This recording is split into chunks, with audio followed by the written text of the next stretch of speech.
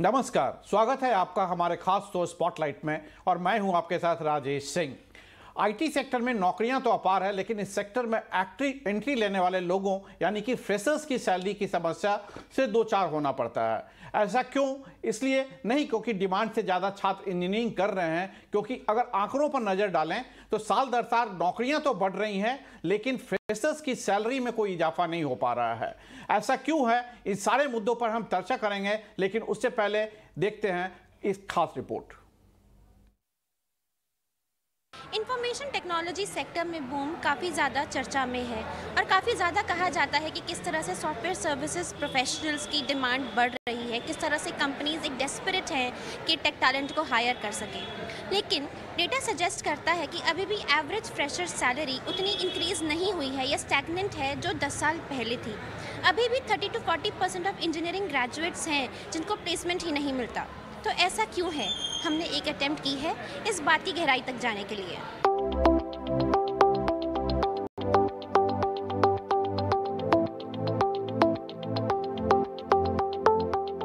Experts का मानना है कि आईटी सेक्टर में फ्रेशर्स की सैलरी में इजाफा इसलिए नहीं हुआ क्योंकि हम डिमांड से ज्यादा इंजीनियर्स बना रहे हैं। AICTE के डेटा की बात करें तो साल 2019-2020 में हमने 9.5 लाख इंजीनियर बनाए, लेकिन सिर्फ 6 लाख नौकरी पैदा कर पाए। इस तरह साल 2018-2019 में 12 लाख नए इंजीनियर बने, पर यहाँ भी हम सिर्फ 6 लाख को ही नौकरी दे पाए। लेकिन डेटा ये भी बताता है कि साल दर साल नौकरियां बढ़ रही हैं। नई नौकरी 5.4 लाख से बढ़कर 6 लाख हो गए, जबकि नए इंजीनियर 13 लाख से घटकर 9.5 लाख हो गए। यानी जॉब्स मिलने वालों के परसेंटेजेस में काफी इजाफा हुआ। जानकारों का यह भी मानना है कि बढ़ते डिजिटाइजेशन के बढ़ते इस्तेमाल से टेक्नोलॉजी कंपनियां स्पेसिफिक जॉब के मुताबिक स्किल्ड इंजीनियर चाहते हैं। Net Java developer, data analyst, full stack developer, network engineer या ऐसे इंजीनियर जो क्लाउड पर काम करना जानते हों, ऐसे फ्रेशर्स जो इनमें से किसी भी स्किल्ड में हों, उनकी एवरेज सैलरी 6.7 लाख तक होती है। लेकिन जो इनमें से किसी में भी स्किल्ड नहीं है और सिर्फ आईटी की डिग्री लिए हुए हैं, उन्हें 3 से 4 लाख के बीच का एनुअल पैकेज मिलता है। It's something to do with the economic, the revenue model of IT behemoth like TCS and Infosys kind of people. They essentially working on bottom of the pyramid, low value, high volume. So the majority of the job involves working with Excel, etc., without much specific competency requirement. Therefore, they offer comparatively less salary. But if the candidate having high level of competency, who can be enrolled for production job, software development job, that kind of complex procedure, they are bound to offer more. लेकिन इस साल hiring outlook से उम्मीदें दिख रही हैं, क्योंकि संस्थान छात्रों की तलाश कर रहे हैं। दरअसल आईटी कंपनियों ने FY22 में 2.3 लाख नए ग्रेजुएट्स की भर्ती की है और FY23 में भर्तियों में बढ़ोतरी के साथ 5 लाख से ज्यादा हायरिंग देखने को मिल सकती है। हालांकि संस्थानों का मानना है कि इस वक्त पाइथन, जावा और दूसरी प्रोग्रामिंग और कोडिंग भाषाओं को जानने वालों की ज्यादा डिमांड है, लिहाजा उन्हें स्टूडेंट को डिमांड के अनुसार कोडिंग स्किल में भी तैयार करना पड़ेगा ताकि हायरिंग के वक्त वो डिमांड में सबसे आगे रहें। ईटी नाउ स्वदेश। इन सभी मुद्दों पर बात करने के लिए हमारे साथ दो खास मेहमान जुड़ रहे हैं। पहली मेहमान है प्रोफेसर राजीव शेखर, जो डायरेक्टर IIT ISM धनबाद के हैं, और दूसरी मेहमान है मिस मुनीरा लोलीवाला, जो कि AVP हैं टीम लीड डिजिटल की, engineering staffing and RPO solutions की। इन दोनों से हम बात करेंगे। आप दोनों का बहुत बहुत स्वागत है ET नाउ स्वदेश पे।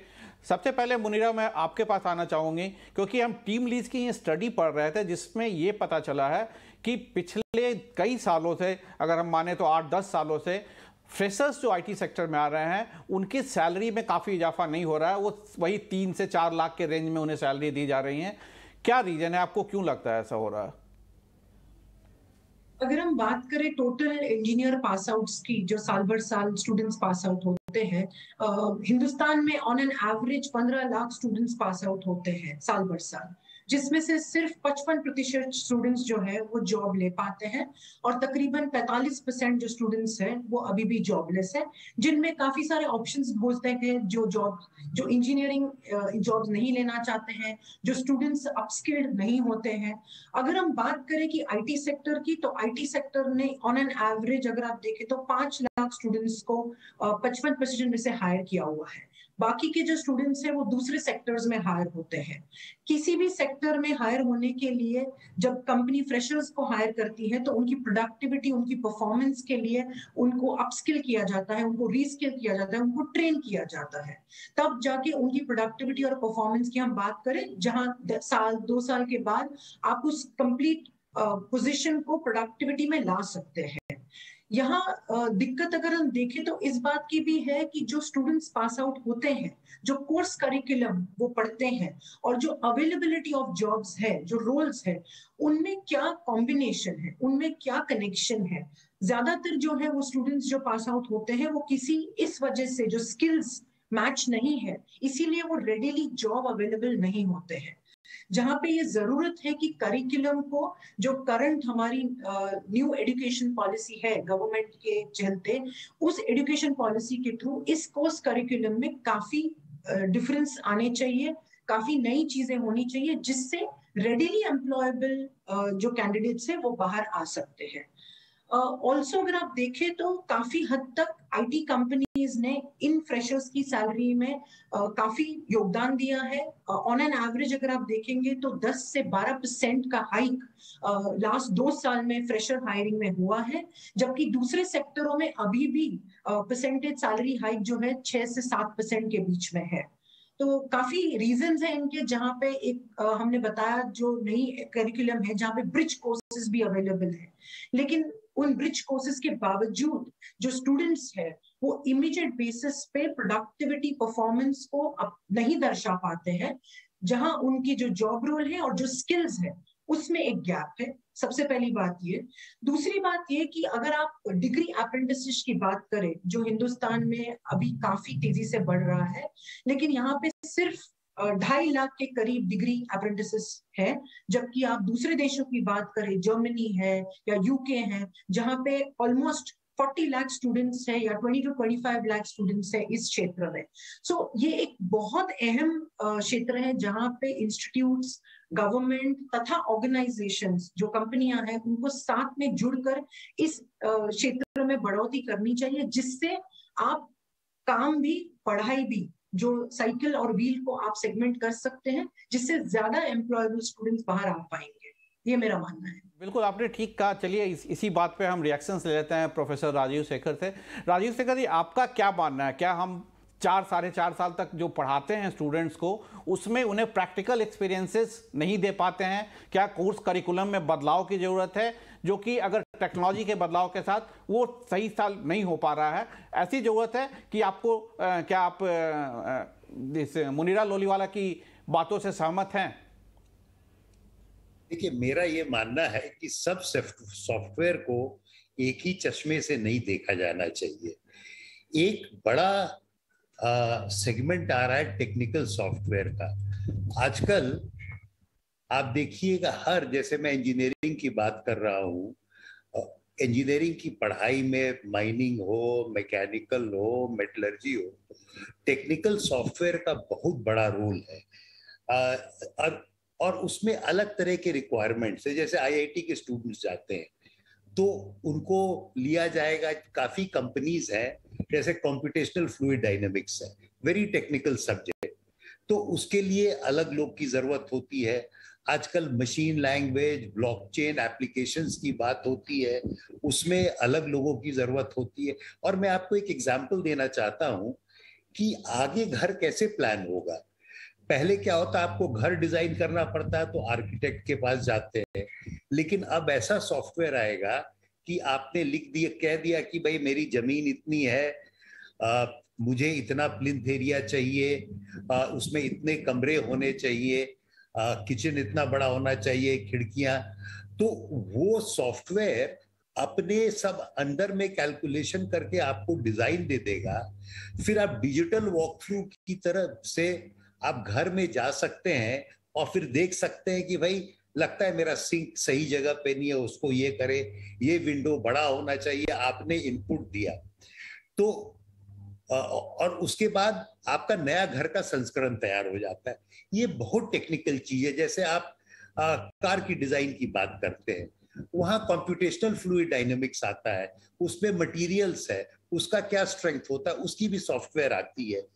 हमारे माइनिंग में देखिए, ठीक कह रहे हैं, लेकिन जब माइनिंग शुरू होता है, सर हम आपकी बातों से बिल्कुल सहमत है, आप बिल्कुल ठीक कर रहे हैं, लेकिन हम यही जानना चाहते हैं कि क्या हमारे टेक्निकल इंस्टीट्यूट्स जो हैं वो अपने करिकुलम में क्या ये प्रॉपर बदलाव नहीं कर रहे हैं कि स्टूडेंट जब पास आउट हो रहे हैं तो उनके पास वो स्किल सेट नहीं होती है जिसके चलते वो जॉब के साथ तुरंत अपना काम शुरू कर सके, उन्हें ऑन द जॉब ट्रेनिंग की जरूरत पड़ती है। और शुरुआत में जो कि हम कह रहे हैं कि पिछले 10 सालों में इन्फ्लेशन बढ़ा है, सब कुछ हुआ है, लेकिन जो एंट्री लेवल सैलरी है अगर आईटी प्रोफेशनल्स की हम बात करें तो वो वही 3 से 4 लाख के बीच में है। ऐसा क्यों है?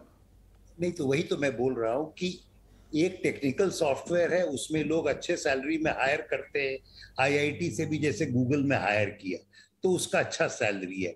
आप ये बोल रहे हैं कि जैसे जो एवरेज इंस्टीट्यूट से, बहुत प्राइवेट इंस्टीट्यूट से निकलते हैं तो कम सैलरी में निकलते हैं, और आपकी बात बिल्कुल सही है।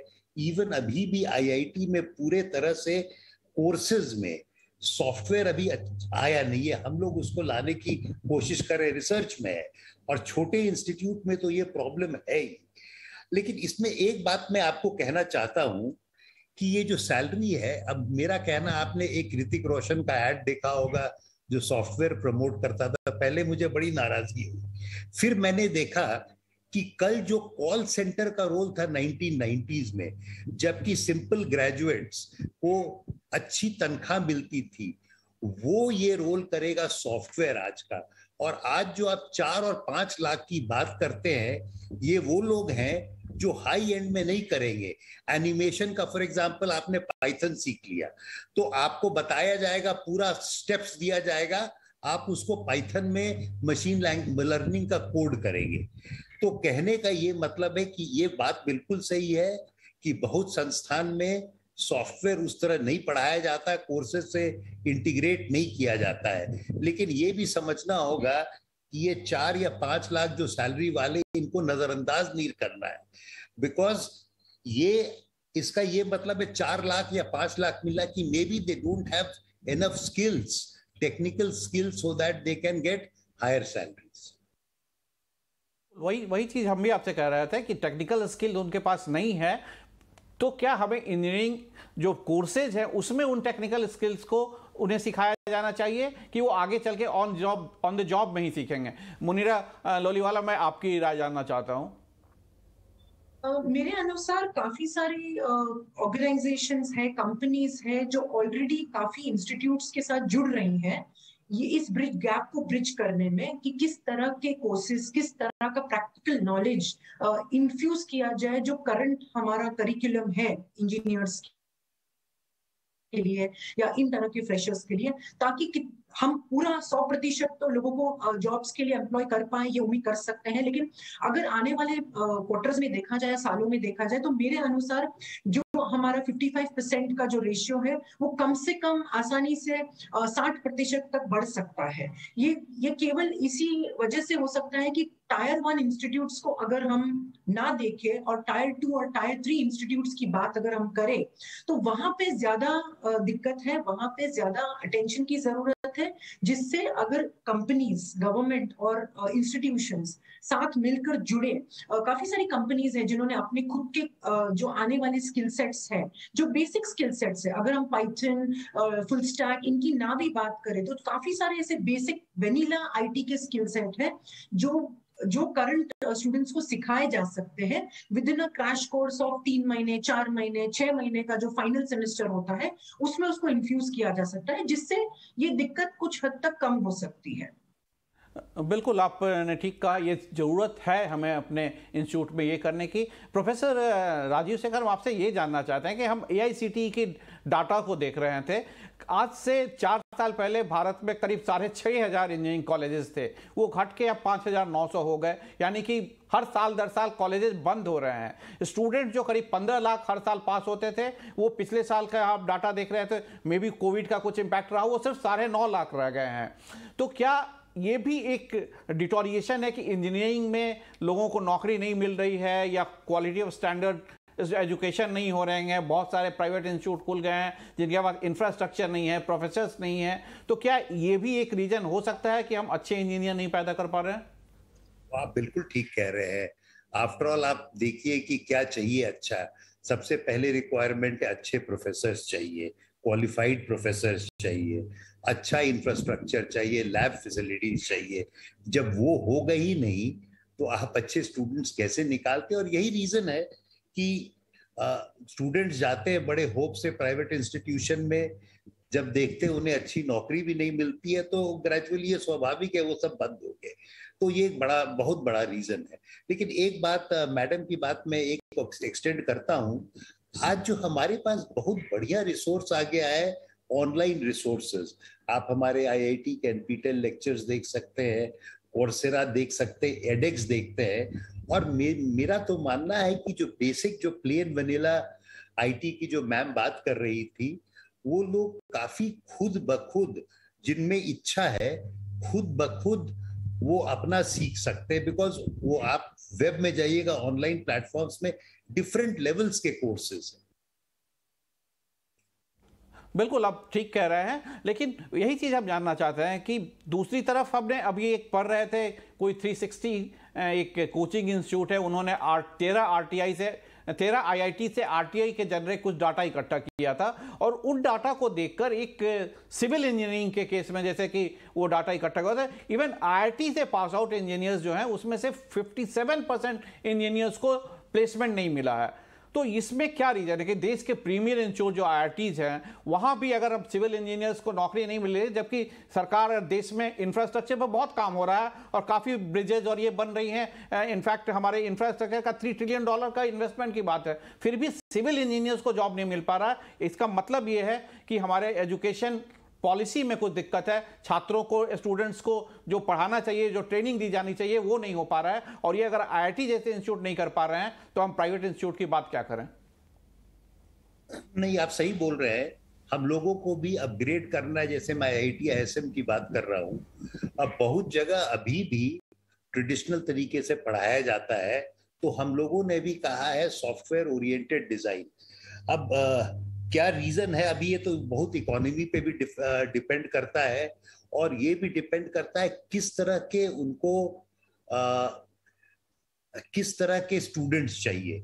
Do they want students who just have to sort of supervise, who just have the basic knowledge, और do they want students with more intimate knowledge about the field? ये भी हमें देखना पड़ेगा।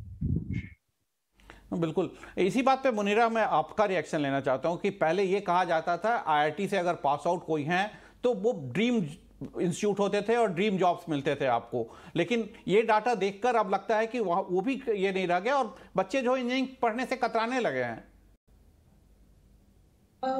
मेरे अनुसार आज सबको तेजी से आगे बढ़ना है, चाहे कंपनी हो, चाहे बच्चे हो, चाहे हम और आप है। सबको सब कुछ बहुत जल्दबाजी में चाहिए, तेजी से चाहिए। इसीलिए आप देखेंगे कि काफी सारे बच्चे जो जानकारी नहीं रखते हैं वो भी प्राइवेट इंस्टीट्यूशंस या शॉर्ट टर्म कोर्सेज के ऊपर ध्यान देना शुरू कर रहे हैं। जैसे सर ने बताया अभी कि ऑनलाइन कोर्सेज के थ्रू, क्रैश कोर्सेज के थ्रू वेब पे अवेलेबल है।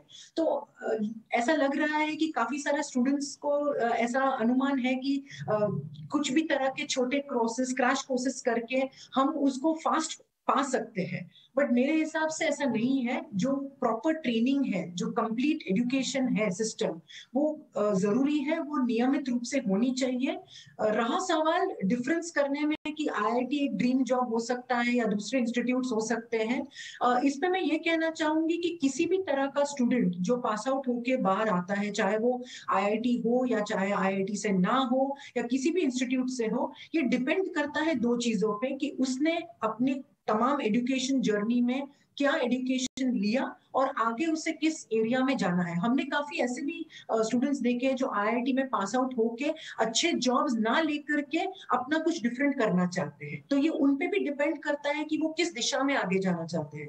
सवाल जरूरत ये है कि हम इन यंग स्टूडेंट्स को इंजीनियरिंग तथा इस तरह के जो फील्ड्स है, टेक्निकल फील्ड्स है, उनमें उनको स्टडी लेने के लिए उत्साहित करें, अप्रोच करें और ये स्टडी कंप्लीट करने के लिए सबसे पहले उनका हौसला बढ़ाएं।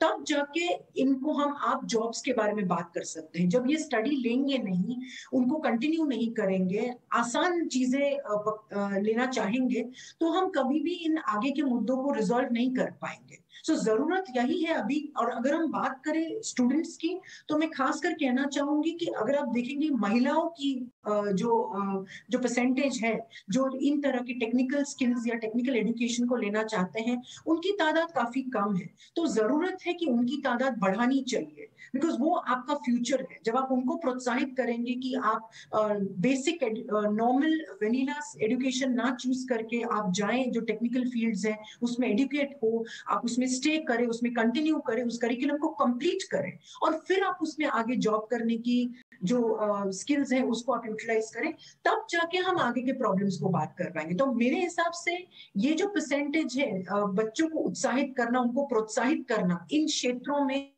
इन फील्ड्स में आगे एजुकेशन लेना, वो बहुत जरूरी हो गया है। बिल्कुल आपने ठीक कहा। हमारे बहुत सारे इंजीनियर्स जो हैं, जैसे कि हम देखते हैं आईआईटी से पास आउट करके सरकार उन पे इतना खर्च करती है, फिर वो एडमिनिस्ट्रेटिव सर्विसेज में चले जाते हैं या मैनेजमेंट करके किसी और सर्विसेज में चले जाते हैं। प्रोफेसर शेखर, हम आपसे जानना चाहते हैं कि आपको क्या लगता है, न्यू एजुकेशन पॉलिसी में सरकार ने काफ़ी कुछ बदलाव सजेस्ट किए हैं, वो धीरे धीरे इम्प्लीमेंट भी हो रहे हैं। Skill labour, skilled students train करने के लिए आपको क्या लगता है, क्या हमें शुरू में ही बच्चों को आइडेंटिफाई करके उनको स्किल उनके इंटरेस्ट के हिसाब से दिया जाना चाहिए ताकि वो आगे चल के अच्छा काम कर सके, या किस तरह का बदलाव आप देखते हैं एजुकेशन पॉलिसी में? देखिए, एक है कि हम लोग अपने आप को सोसाइटी से अलग नहीं कर सकते हैं। स्किल की बात पे मैं आता हूँ। एक प्रॉब्लम यह है कि जो भी आईआईटी इंजीनियरिंग में आता है सबको कंप्यूटर साइंस चाहिए, बिकॉज उसमें पैकेज बहुत अच्छा है। और जो आपने भी सिविल इंजीनियरिंग की बात कही है, उसमें प्रॉब्लम क्या होता है कि हमारे स्टूडेंट सब चले जाते हैं पैकेज के चक्कर में और अच्छे वर्किंग कंडीशंस के चक्कर में, आईटी में, कंसल्टिंग एंड फाइनेंस। और कोर में जो जाते भी हैं वो लोग 1-2 साल के बाद छोड़ के चले जाते हैं। तो आजकल नंबर ऑफ कोर कंपनीज जो आती है हमारे यहाँ वो कम हो गई हैं। वो प्रेफर करते हैं एनआईटी हुआ, state engineering colleges, other colleges से वो ले।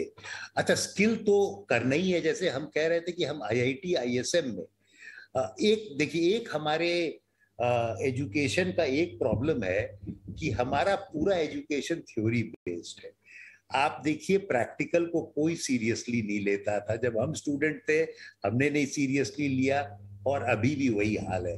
तो वो स्किल बढ़ाने के लिए कुछ हमें नए तरीके सोचने पड़ेंगे। जैसे हम लोगों ने अभी शुरू किया है, अभी इसी समर से शुरू होगा प्रोडक्ट डेवलपमेंट इंटर्नशिप। हम लोगों ने एक माइनर किया 3 कोर्सेज में, स्टूडेंट को इंटर्नशिप देंगे। With in 1 year they have to come up with a proposal and develop a product, और उसके फैसिलिटी के लिए स्मार्ट मैन्युफैक्चरिंग के इक्विपमेंट, आईओटी, इंटरनेट, एनिमेशन, सबके हम उनको मुहैया कराएंगे। तो दिक्कत सबसे बड़ी है कि स्टूडेंट्स एक माइंड सेट लेके आते हैं। हम लोग अभी कोशिश कर रहे हैं चेंज करना, लेकिन वो इतना आसान नहीं है। आपने ठीक कहा, स्टूडेंट्स के माइंडसेट को चेंज करने की जरूरत है, करिकुलम में चेंज करने की जरूरत है। स्टूडेंट्स को अगर अपने क्षेत्र में अच्छा करना है तो उन्हें स्किल ट्रेनिंग की जरूरत है। एक आखिरी मुनीरा आपसे हम जवाब देना चाहेंगे, क्या आपको लगता है कि प्रैक्टिकल जो है वो हमारे इंस्टीट्यूट में ज़्यादा बढ़ाया जाए? जैसे कि मेडिकल में हम देखते हैं कि वहाँ पे थ्योरी से ज़्यादा प्रैक्टिकल्स पे ध्यान दिया जाता है, स्टूडेंट्स को हॉस्पिटल ले जाया जाता है पेशेंट्स का ट्रीटमेंट का। वही चीज़ अब हमें इंडस्ट्री के साथ अटैचमेंट या टेक्नोलॉजी के साथ बदलाव के साथ स्टूडेंट्स को भी अपडेट करना होगा, इंस्टीट्यूट्स को। जरूरत है, बिल्कुल प्रैक्टिकल नॉलेज की जरूरत है, बट प्रैक्टिकल नॉलेज के साथ इसकी भी बहुत जरूरत है कि जो आने वाले इंजीनियरिंग फील्ड में जो चेंजेस आएंगे उन चेंजेस के बारे में बताना बहुत जरूरी है। अगर हम मेडिकल और इंजीनियरिंग को कंपेयर करें तो दोनों बहुत अलग क्षेत्र हैं। अगर आप मुझे बोलेंगे कि मेडिकल में किस तरह की चेंजेस आएंगे तो वो चेंजेस आएंगे चीजों को करने में, लेकिन अगर आप इंजीनियरिंग की बात करें तो इंजीनियरिंग प्रोडक्ट में काफी सारे चेंजेस आ रहे थे। जैसे हम पहले रेडियो यूज करते थे, अब रेडियो के बाद हम मोबाइल यूज कर रहे हैं, मोबाइल के बाद हम दूसरे एप्स, दूसरे तरह के गैजेट्स यूज कर रहे हैं। तो वहां पे जो प्रोडक्ट चेंजेस है वो बहुत ड्रास्टिकली हो रहे हैं और उस वजह से बहुत ज्यादा इंजीनियर्स की जरूरत हमें पड़ेगी और काफी बदलाव आएगा, ऑलरेडी आ रहा है। अगर हम बात करें पिछले साल और उसके पिछले साल के लास्ट Q4 की, तो लास्ट ईयर और इस साल के Q4 में काफी चेंजेस आए हैं इन स्टूडेंट्स की हायरिंग में, स्टूडेंट्स की ग्रोथ में। बट जरूरत ये है कि उनको आगे की जो टेक्नोलॉजीज आने वाली है, जिस तरह के प्रोडक्ट्स या इनोवेशंस होने वाले हैं, जिससे R&D का जुड़ना जरूरी है। बिल्कुल, आपने ठीक कहा। अब हमें अपने न्यू एजुकेशन पॉलिसी में बदलाव करने होंगे, स्टूडेंट्स को इस तरह की ट्रेनिंग देनी होगी, स्किल सेट बढ़ाना होगा ताकि उन्हें अच्छे जॉब मिल सके। अगर हम डिजिटाइजेशन की बात करें, टेक्नोलॉजी अपग्रेडेशन की बात करें, तो उस तरह की ट्रेनिंग देनी होगी स्टूडेंट्स को, तब जाके हम इन सभी चीज़ों पे फ़ायदा कर पाएंगे। तो आप दोनों मेहमानों का आज के स्पॉटलाइट में हमसे बात करने के लिए बहुत बहुत धन्यवाद। अगले हफ्ते हम फिर आएंगे एक नए टॉपिक के साथ स्पॉटलाइट में। तब तक के लिए नमस्कार।